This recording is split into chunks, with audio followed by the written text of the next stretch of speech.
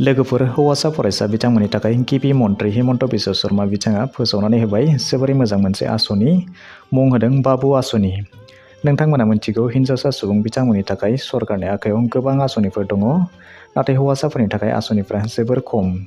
हिन्जावसाफ्रा मोनो अरुणोदय आसनि, उद्यमिता आसनि, उज्ज्वला आसनि, स्कुटि बायदि बायदि।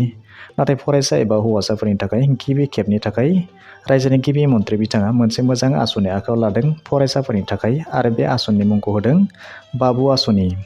गाहायै बियो ग्रेजुवेट आरो पस्ट ग्रेजुवेटआव फरायबाय थानाय फरायसा बिथांमोननि थाखाय मोनसे आसनि। बे आसनिखौ फैगौ फेब्रुवारि दाननिफ्राय मावफुंनाय जागोन होननानै गिबि मन्त्रि बिथाङा मोनथिनो होदों।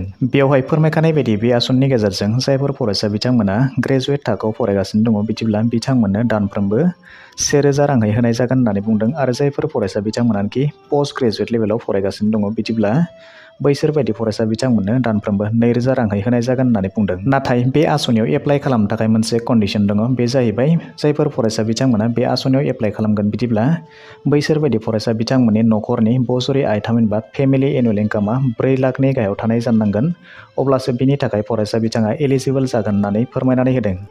बिदिब्ला जायफोर फरायसा बिथांमोना ग्रेजुवेट आरो पस्ट ग्रेजुवेट लेभेलाव फरायगासिनो दङ बिदिब्ला बिथांमोननि थाखाय बेयो मोनसे जोबोरै मोजां खौरां जाहैबाय।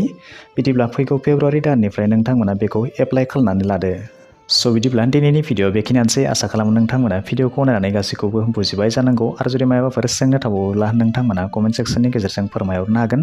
भिडिअखौ नायनानै मोजां मोनबायब्ला मोनसे लाइक खालामदो, आरो गाज्रि मोनबायब्ला डिसलाइक खालामनानै होदो। आरो जुदि नोंथाङा चेनेलाव गोदानैनो नायगासिनो दङब्ला अन्नानै चेनेलखौ साबस्क्राइब खालामनानै लादो, आरो जुदि फेसबुकाव नायगासिनो दङब्ला पेजखौ फल' खालाम।